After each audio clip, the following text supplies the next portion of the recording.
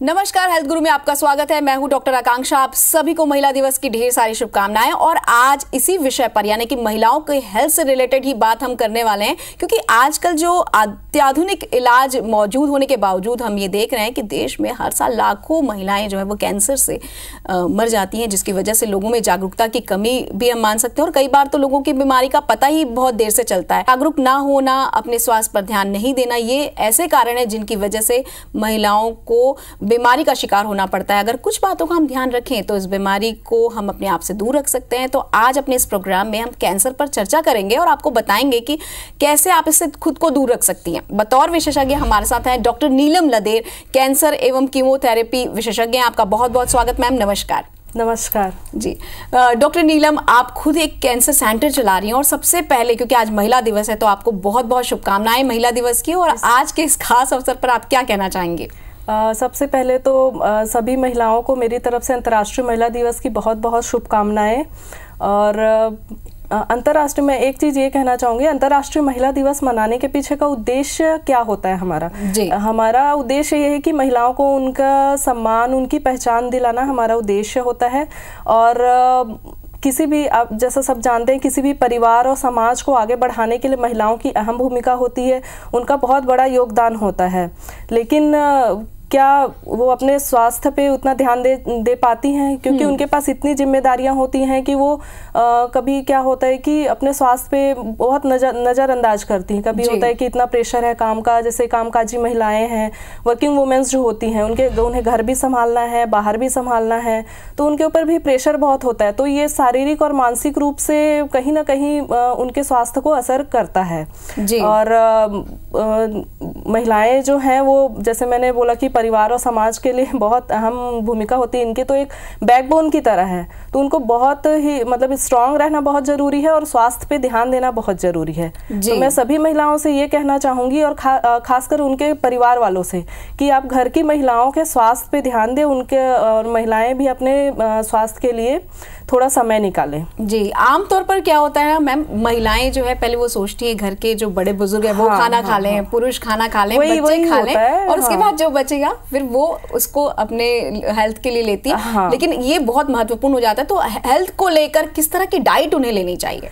हाँ, ये होता है जैसे उनके ऊपर बहुत सारे बर्डन बहुत होते हैं कि सबका ध्यान रखना है, इसने खाना खाया कि नहीं, इसने ये किया कि, फिर वो अपने डाइट पे ध्यान नहीं दे पाती। कभी होता है कि वो तो कई टाइम तक मतलब नाश्ता भी नहीं किया, डायरेक्ट खाना खा रहे हैं, फिर खाली पेट रहना पड़ रहा है, बहुत टाइम गैप बहुत हो जाता है, तो उस पर भी ध्यान नहीं दे पाते, प्रॉपर डाइट भी नहीं ले पाते। और कई बार प्रेशर की वजह से काम भी है, फिर बच्चों का भी ध्यान रखना है, फिर नींद भी पूरी नहीं हो पाती है। ये सब भी कारण है जो है जी। और डाइट में जैसे उनको प्रॉपर जंक फूड्स तो नहीं लेने। आजकल जैसे हमने देखा है इतना जंक फूड्स का चलन बहुत हो गया है, हेल्दी फूड्स लोगों ने छोड़ दिए हैं, जंक फूड्स ज़्यादा लेने लगे हैं, तो वो हमारी सेहत के लिए अच्छे नहीं हैं। सलाद वगैरह जो है वो अपने डाइट में नियमित रूप से सलाद, दही और हाई प्रोटीन डाइट जो है ये सब अपने डाइट में शामिल करना चाहिए और जंक फूड से दूर रहना चाहिए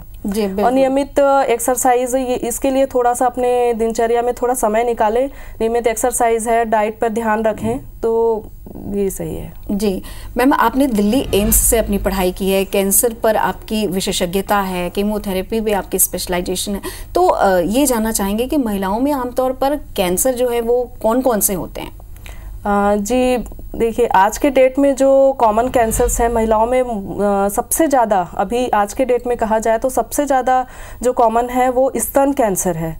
और उसके बाद अभी सर्वाइकल कैंसर, जिसे बच्चेदानी के मुंह का कैंसर कहते हैं, ये दोनों कैंसर बहुत ही कॉमन है। और कुछ भी कैंसर हैं जैसे गर्भाशय का कैंसर होता है, अंडाशय का कैंसर होता है, और अदर भी कैंसर है। लेकिन महिलाओं में पर्टिकुलर आज जैसे महिला दिवस है तो मैं महिलाओं में कैंसर की बात करूँगी, तो जो सबसे कॉमन जो हम डे टू डे मतलब ओपीडी में देख रहे हैं वो है स्तन कैंसर और ये सर्वाइकल कैंसर। ये दोनों बहुत ही कॉमन है अभी तो आज के डेट में। मैम हम एक एक करके सारे कैंसर के लक्षणों को समझेंगे, लेकिन जो सामान्य लक्षण होते हैं कैंसर के, महिलाओं में जो सामान्य लक्षण नजर आने के बाद तुरंत हमें डॉक्टर से संपर्क करना है, उनके बारे में हमें थोड़ा सा बताएं। जैसे मैंने अभी बताया कि जो सबसे कॉमन कैंसर है आज के डेट में वो स्तन कैंसर है। डेली ओपीडी में हम इतने सारे पेशेंट देखते हैं, और पहले की तुलना में, पहले के दशक की तुलना में अभी कंपेयर करें तो बहुत ज़्यादा अभी हो गए हैं। ये कहना चाहिए कि या तो एक तो ये है कि हमारे भारतीय महिलाओं में खासकर जागरूकता की भी अभाव है,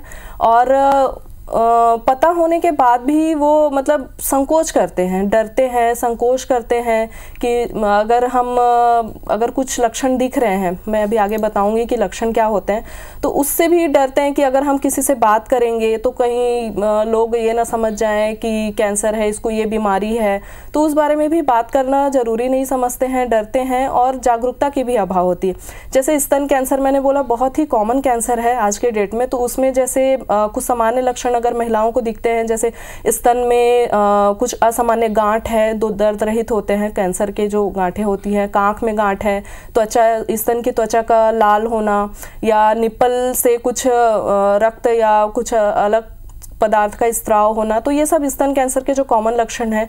और जैसे सर्वाइकल कैंसर की बात करें तो उसमें जैसे योनि के रास्ते से गंदा बदबूदार पानी आना, या माहवारी, अनियमित माहवारी होना, और संबंध बनाने के दौरान या उसके बाद खून आना, पेशाब में कोई तकलीफ होना, ये सब और जो सामान्य लक्षण होते हैं। जैसे पेट के निचले हिस्से में दर्द होना, कई बार होता है कि ये सब लक्षण होने के बाद भी हम देखते हैं, जैसे ओपीडी में मैंने बहुत सारे पेशेंट जैसे देखे हैं, और 7-8 सालों से जैसे मैं कैंसर के मरीज देख रही हूँ, इलाज कर रहे हैं हम, तो देखा है कि जैसे उनके लक्षण जो होते हैं बहुत पहले से होते हैं, लेकिन वो हमारे पास ऐसे स्थिति में पहुंचते हैं जब मतलब बीमारी बहुत बड़ा रूप ले लेती है, एडवांस स्टेज में आते हैं।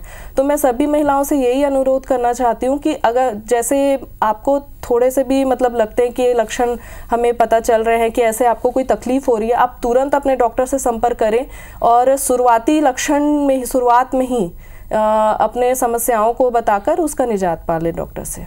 जी, जैसा कि आपने बताया मैम कि जैसे जैसे लक्षण आपको नजर आते हैं तो आपको तुरंत जाके डॉक्टर से संपर्क करना है, संकोच नहीं करना है जो आमतौर पर महिलाएं करती हैं। और जब इस तरह के लक्षण पता चलते हैं तो सबसे पहले इंसान मानसिक रूप से टूट जाता है। उस समय परिवार की क्या भूमिका होगी, किस तरह से हम खुद को संभालें, परिवार को संभालें, ये भी बहुत महत्वपूर्ण। सबसे जरूरी चीज तो यही है, जैसे मैंने बोला कि क्या होता है, महिलाएं कुछ दिक्कत होती है, अगर कुछ लक्षण मिल रहे हैं तो वो शुरू में नहीं बात करना चाहते, वो शुरू में घबराते हैं कि हम परिवार वालों को बताएंगे, उनके ऊपर जिम्मेदारियां भी, तो फिर वो सोचेंगे अरे हमें कुछ हो गया। वो अंदर मतलब स्ट्रेस पे रहते हैं बहुत, उन पे मानसिक दबाव भी रहता है कि अगर हमें कुछ हो गया तो घर का काम कैसे होगा, घर कैसे संभालेंगे, ये सब। तो वो और इसलिए भी वो कई बार होता है, और एक तो जागरूकता की भी अभाव होती है, नजरअंदाज भी करते हैं, तो वो परिवार वालों से भी, यहाँ तक कि परिवार वालों को भी लेट में पता चलता है कई बार, अधिकांश केसेस में हमने ये देखे हैं। तो मैं महिलाओं से यही कहना चाहती हूँ कि आप खुलकर बात करें। आप जितनी जल्दी सामान्य लक्षण जो आपको दिख रहे हैं, जो भी लक्षण है, आप जितनी जल्दी परिवार वालों को बताएंगे तो उतनी वो हेल्प कर पाएंगे, और डॉक्टर को दिखाएंगे उतनी ही जल्दी उसका इलाज होगा। और परिवार वालों से मैं यही कहना चाहूँगी कि उनको मॉरल सपोर्ट करें, उनको पॉजिटिविटी दें, उनको ये बताएं कि वो उनके साथ हैं। कई बार होता है कि अरे इनको कैंसर हो गया, कोई बहुत सारे मिथ भी होते हैं कि कैंसर छूने से फैलता है, कैंसर सोने से फैलता है, साथ खाने से फैलता है, पर ऐसा नहीं है, छुआछूत की बीमारी नहीं है। तो परिवार वालों को भी मैं यही कहना चाहूँगी कि परिवार वाले जो हैं उनको अपने घर की महिलाओं को सपोर्ट करें, उनके इलाज में उनकी सहायता करें, हमेशा उनका साथ रखें उनको।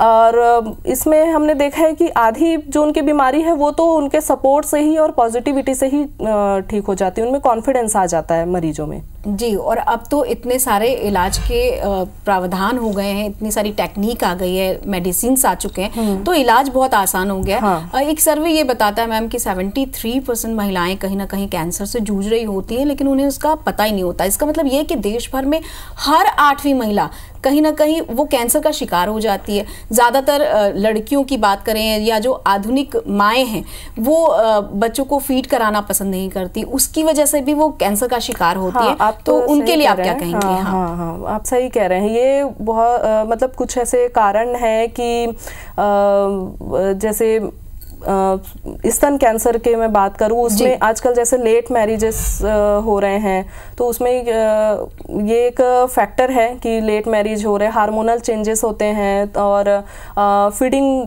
वर्किंग वुमेन है जैसे फीडिंग नहीं करा पा रहे हैं, कई बार होता है कि फीडिंग भी नहीं कराते हैं, तो ये सब फैक्टर्स सोचे स्तन कैंसर होने के कारण होते हैं। और कुछ हार्मोनल फैक्टर्स भी होते हैं, जैसे OCPs और कॉन्ट्रासेप्टिव पिल्स वगैरह जो यूज़ करते हैं, तो ये कुछ कारण है जैसे स्तन कैंसर होने के कारण है। और सर्वाइकल कैंसर में भी ऐसा ही है कि जैसे पहले के एज में होती जल्दी शादियां हो जाती है, उसका कारण भी ये होता है जो सर्वाइकल कैंसर होने का एक इन्फेक्शन के कारण होता है, उसके संक्रमण के कारण होता है। तो ये सब कुछ रीज़न है जिसके कारण ये कैंसर होते हैं। जी मैम, आजकल एक और कैंसर काफ़ी चर्चा में है, वो है स्किन कैंसर। और अपनी स्किन को लेकर महिलाएं जितनी ज़्यादा सेंसिटिव होती हैं, कहीं कहीं पर ये सुनने को भी आता है कि स्किन कैंसर से भी महिलाएं पीड़ित हो रही हैं। तो क्या स्किन पे भी कोई लक्षण नज़र आते हैं, या इस तरह के कैंसर का कारण क्या होता है? स्किन कैंसर तो जनरली जैसे ये होता है कि एक्सपोजर, एक तो मतलब आजकल पॉल्यूशंस बहुत हो गए हैं, डस्ट है, यूवी रेज, अभी एनवायरमेंटल वो भी एक्सपोजर है, यूवी रेज से भी होता है। और बहुत सारे हम कहना कुछ तो जेनेटिक भी होते हैं, जेनेटिक रीजंस भी होते हैं उसके।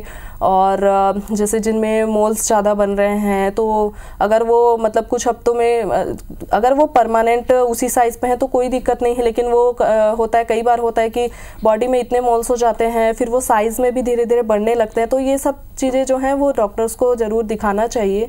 और कॉस्मेटिक्स भी होते हैं, सही कॉस्मेटिक्स यूज़ नहीं करना आप, मतलब उससे भी जैसे यूज़ कैसे कर रहे हैं उस पर डिपेंड करता है, बहुत सारी चीज़ें डिपेंड करती है। जी मैम, कैंसर में एक जो तरीका है इलाज का वो है कीमोथेरेपी, जिसमें आपकी विशेषज्ञता है, तो कीमोथेरेपी के बारे में भी हमें कुछ समझाएं। कीमोथेरेपी जो होता है वो कैंसर के इलाज के लिए यूज़ होता है। ये इंजेक्शन के द्वारा दिया जाता है। इसके और भी फॉर्म होते हैं, ओरल फॉर्म भी, टैबलेट के फॉर्म में भी दिया जाता है। इंजेक्शन से तो ये क्या होता है, बॉडी में इंजेक्शन के थ्रू जब कीमोथेरेपी दिया जाता है, ये बॉडी में जाके जो कैंसर सेल्स होते हैं उसको डिस्ट्रॉय करते हैं जी बॉडी में। जी मैम, जैसा कि आपने बताया कि कीमोथेरेपी से भी इलाज संभव है और अब तो काफ़ी आसान हो गया है इसका इलाज करना। एक सवाल ये भी उठता है कि इसके बचाव के लिए हमको अपनी लाइफस्टाइल में किन बातों का ख्याल रखना है, क्या हमें खाना है और क्या नहीं खाना है? डाइट का तो जैसे मैंने पहले आपको बताया, डाइटरी फैक्टर्स जो ध्यान रखने हैं कि high calorie high protein diet लेने हैं, और सलाद वगैरह और वाइटमिन्स वाले खाने जो हैं अपने डाइट में शामिल करने हैं। और जैसे अभी जंक फूड्स मैंने बोला जी कि ज़्यादा चलन में हैं, और ये सब के कारण ही और होता है। और क्या होता है कि हाई कैलोरी डाइट्स और लो फाइबर जी, तो ये भी एक, इससे क्या होता है, मोटापा ज़्यादा होता है और ये भी एक कैंसर के तरफ बढ़ने का एक कारण होता है। तो ये भी ध्यान रखना है कि फाइबर्स ज़्यादा लें खाने में, सब्जियां जैसे हरे पत्तेदार सब्जियां होती हैं ये सब ज़्यादा लेना है, फाइबर्स ज़्यादा लें और कैलोरी जो है वो कम करें। जी मैम, जैसा कि आपने बताया कि हरे पत्तेदार सब्जियां खानी है, आमतौर पर ये होता है कि घर में जब हम तेल यूज़ करते हैं तो उसको एक से अधिक बार भी कई बार प्रयोग कर लेते हैं। खासतौर पर पूड़ी पर बनाया हुआ जो तेल है वो दोबारा यूज़ हो जाता है, कई बार सब्जियों के तेल भी दोबारा महिलाएं यूज़ कर लेती हैं। तो ये जो तेल का बार बार प्रयोग होता है, क्या वो भी कहीं ना कहीं कैंसर का कारण बनता है? बिल्कुल, वो बिल्कुल भी हेल्थ के लिए अच्छा नहीं है, क्योंकि बार बार जब यूज़ हो रहा है तो जो आपने उस पर पहले बार जो पदार्थ बनाए हैं, जो भी खाना बनाया, उसके कण आ जाते हैं। वो एक तरफ से वो अच्छा नहीं है, क्योंकि उसमें फिर एक तो ऑयल का खुद का फैट होता है, वो फिर और भी फैटी, मतलब एक तरफ से फैट उसमें बढ़ते जाते हैं और वो इम्प्योरिटी ज़्यादा आ जाती है जी, तो हेल्थ के लिए अच्छा नहीं है जी। अक्सर ये सुनने में भी आता है कि वजन जब अचानक से घटने लगे या अचानक से बढ़ने लगे तो वो भी खतरा जो है वो कैंसर की तरफ इशारा करता है, इसमें कितनी सच्चाई है? हाँ, इसमें एक वज़न कम होना एक सामान्य लक्षण है, कोई भी कैंसर का कोई भी कैंसर के लिए एक सामान्य लक्षण है जी। और इसके कोई भी कारण हो सकते हैं जो मतलब मैलिग्नेंट, मतलब नॉन कैंसरस रीज़न भी हो सकते हैं, लेकिन एक एक इसका लक्षण, कैंसर का लक्षण ये भी है, जैसे अचानक से मतलब कुछ ही महीनों में, कुछ हफ्तों में अचानक से आपका वजन 10-15 केजी या उससे ज़्यादा अगर कम हो रहा है तो ये ज़रूर एक चिंता की बात है। कई बार होता है कि जो प्राइमरी जो भाग होता है कैंसर कहाँ पर है वो पता नहीं चलता, लेकिन वजन कम होने लगते हैं, तो वो भी एक लक्षण है। जी बिल्कुल। तो अभी हम चर्चा कर रहे हैं कि कैंसर को हम कैसे ट्रेस आउट करें, कैसे उसका बचाव करें और इसके क्या क्या तकनीक अब आ चुके हैं इसके उपचार के, ये भी हम जानेंगे। तो चलिए अपनी बातों के सिलसिले को आगे बढ़ाते हैं। मैम, अब आपसे जानना चाहते हैं कि कैंसर के प्रिवेंशन के बारे में हमें कुछ बताएं। देखिए, हमेशा ये सुनने में आता है और कहा भी जाता है prevention is better than cure. मतलब कोई बीमारी हो रही है उसको ठीक करने के बजाय अच्छा ये होगा कि उसको होने से ही रोका जाए, उसको प्रिवेंट किया जाए, बीमारी ही क्यों होने दिया जाए। और बहुत अच्छी बात यह है कि कैंसर्स के लिए, जैसे महिलाओं में जैसे मैंने जो कॉमन कैंसर्स आपको बताया, सर्वाइकल कैंसर, उसके लिए हमारे पास उसके रोकथाम के लिए वैक्सीन अवेलेबल हैं। जैसे मैंने पहले भी बताया कि उसके होने का जो कारण होता है 70 to 80% जो कारण है सर्वाइकल कैंसर होने का, वो ह्यूमन पैपिलोमा वायरस होता है, HPV वायरस जिसे कहते हैं, उसके वजह से होता है। और जब ये एक बार संक्रमण हुआ तो उसको कैंसर बनने में 10 से 15 साल लग जाते हैं। मतलब जैसे अगर सर्विक्स पे अगर वो एक्सपोजर हो रहा है वायरस का, तो कम से कम 10 से 15 साल के बाद वो कैंसर का रूप धारण करेगा। तो इसलिए इसकी जो वैक्सीन रिकमेंड की गई है वो 2 एज ग्रुप में ऐसे बताया गया है। एक तो 9 से 15 साल कि ये माना जाता है कि जैसे और ये जो वायरस होता है इसका ट्रांसमिशन सेक्सुअल ट्रांसमिशन होता है एक्चुअली। तो ये माना जाता है कि जैसे 18 के बाद 15 के बाद जैसे अगर एक्सपोजर हो रहा है सेक्सुअल ट्रांसमिशन, इसके चांसेस कम हो, उसके लिए 9 से 15 साल के बच्चियों में ये इंजेक्शन दी जाती है। और 15 साल के बाद भी इंजेक्शन दी जाती है 15 से 26 साल की उम्र में। लेकिन बस फ़र्क डोज का होता है, 9 से 15 साल में 2 डोज लगते हैं और 15 साल के बाद 3 डोज लगते हैं। तो वैक्सीन्स का यूज़ करके एक बहुत अच्छी चीज़ है कि सिर्फ एक वैक्सीन से ही इसके प्रिवेंट किया जा सकता है। और लेकिन पता होते हुए भी, या कहना चाहिए जागरूकता के अभाव में, लोग उतने अवेयर नहीं होते हैं, जागरूक नहीं होते हैं और इस पे ध्यान नहीं दिया जाता है। लेकिन मैं सभी महिलाओं से, खासकर महिलाओं से, और ये कहना चाहूँगी कि अपने बच्चियों को भी इस वैक्सीन को लगाएं। और अगर आप इस एज ग्रुप में हैं जो मैंने अभी बताया, तो उसमें आप भी ये वैक्सीन लगवाएं और आगे इसके खतरे, कैंसर होने के खतरे से बचें। दूसरी चीज़ होती है प्रिवेंशन के लिए, होती है स्क्रीनिंग। जैसे सर्वाइकल कैंसर के लिए स्क्रीनिंग जो है 21 साल की उम्र के बाद हर महिलाओं को हर 3 साल में पैप स्मीयर टेस्ट कराना चाहिए। और इसके साथ एक HPV DNA टेस्ट भी होता है जो वायरल लोड के बारे में बताता है। तो वो टेस्ट भी अगर साथ में करा रहे हैं तो हर 5 साल में ये टेस्ट को स्क्रीनिंग के तौर पे कराना चाहिए। और स्क्रीनिंग टेस्ट इसीलिए ही किया जाता है, इसका मतलब यही होता है कि आप कैंसर अभी ऐसे मतलब महिलाओं में टेस्ट करना है जिसमें अभी कैंसर नहीं है, लेकिन अगर उसकी संभावना है आगे तो उसको रोका जा सके जांच करके। ठीक है, अगर थोड़ी सी सतर्कता रखें और ये जो जानकारी मैडम ने दी है इसका हम ख्याल रखें, पहले से स्क्रीनिंग करा ले तो हम कैंसर को रोक सकते हैं। जैसे स्तन कैंसर के लिए मैं ये बताना चाहूँगी, उसके लिए भी स्क्रीनिंग जो है महिलाओं को 25 साल की उम्र से स्टार्ट कर देनी चाहिए। और सबसे अच्छा तो तरीका ये होता है कि ब्रेस्ट सेल्फ एग्जामिनेशन, मतलब महिलाएं घर पे ही अपना ब्रेस्ट एग्जामिनेशन करके कुछ ये देखें कि कोई असामान्य गांठ तो नहीं लग रही है, कुछ ब्रेस्ट मतलब दोनों ब्रेस्ट नॉर्मल हैं कि नहीं है, कुछ मैंने जैसे जो लक्षण बताया वैसे कुछ दिख तो नहीं रहे हैं।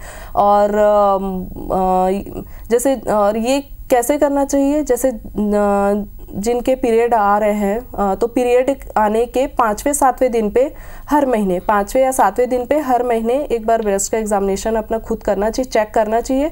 और जो पोस्ट मेनोपॉजल होते हैं, जो पोस्ट मेनोपॉजल लेडी होती हैं, वो एक महीने का एक डेट फिक्स कर ले कि इस डेट पे हमें जांच करनी है अपने स्तन की, तो उस तारीख को अपना हर महीने जांच करें। और इसके अलावा हर साल एक बार डॉक्टर को लेकिन सामान्य जांच के लिए, स्तन के जांच के लिए ज़रूर जाना चाहिए। और इसमें एक मैमोग्राम भी जो टेस्ट होता है स्क्रीनिंग के लिए यूज़ होता है। ये 40 साल की उम्र के बाद महिलाओं को ये मैमोग्राम की स्क्रीनिंग स्टार्ट कर देनी चाहिए और हर साल ये कराना चाहिए। लेकिन जो हाई रिस्क महिलाएं होती हैं, हाई रिस्क का मतलब है कि जिनके घर में पहले से कोई फैमिली हिस्ट्री हो स्तन कैंसर की, या जिनको पहले से कोई स्तन कैंसर की हिस्ट्री रही हो, और या तो genetic mutation, non genetic mutation हो फैमिली हिस्ट्री उसमें ब्रेस्ट कैंसर की, तो ऐसी महिलाओं में जो स्क्रीनिंग है मैमोग्राम की वो 30 साल की उम्र से ही स्टार्ट कर देनी चाहिए।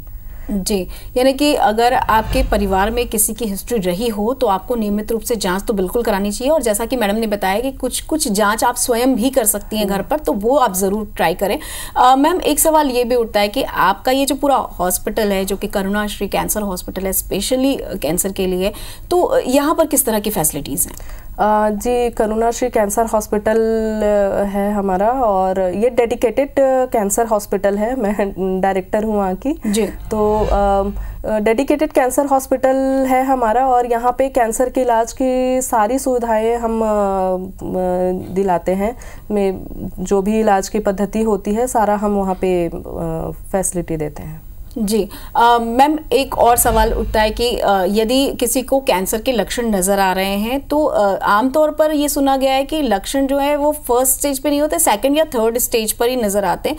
तो अगर फर्स्ट स्टेज पर समझ में आया तो प्रिकॉशंस के साथ उसको हम आसानी से क्योर कर सकते हैं। सेकंड स्टेज में भी अगर हम ट्रेस आउट कर लेते हैं तो क्या उसका भी इलाज आसानी से हो जाता है? जी बिल्कुल, यही मैंने पहले भी कहा कि जैसे ही कुछ भी लक्षण दिख रहे हैं तो तुरंत डॉक्टर से मिलना चाहिए। क्या होता है कि स्टेज वाइज भी, जैसे कैंसर के 4 स्टेज होते हैं, तो स्टेज 1, 2, 3, 4, तो जैसे जैसे स्टेजेस बढ़ेंगे तो इलाज की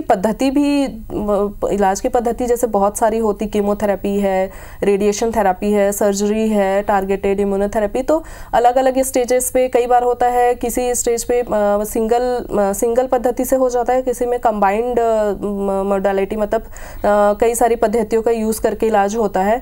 लेकिन मैं सबसे यही कहना चाहूँगी कि जैसे ही आपको पता चले, शुरुआती क्या होता है कि स्टेज 1, 2 पे ही अगर वो पता चल जाए, शुरू में ही पता चल जाए, तो उसका इलाज भी आसान होता है, सर्वाइवल भी अच्छा होता है। और जैसे लेट में पता चलेंगे तो उसके चांसेस, ठीक होने के चांसेस तो हैं लेकिन फिर कम हो जाते हैं, रिस्क ज़्यादा रहता है फिर। और शुरू में ठीक हो तो शुरू में पता चलने के बाद वो ठीक हो अगर डॉक्टर को तुरंत दिखा रहे हैं, वो इलाज भी आसानी से हो जाता है, और समय भी कम लगेंगे, खर्चे भी कम लगेंगे, मरीजों को तकलीफ भी कम होती है, और बाद में उनका रिजल्ट भी अच्छा आता है।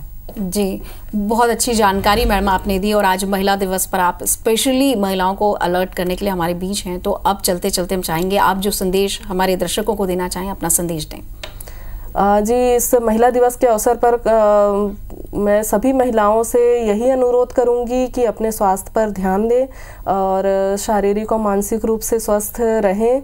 बहुत मुश्किल होता है परिवार को संभालते हुए, अपना काम भी देखना है, करते हुए अपने ऊपर भी ध्यान देना बहुत मुश्किल होता है, लेकिन थोड़ा सा समय अपने स्वास्थ्य के लिए थोड़ा समय निकालें।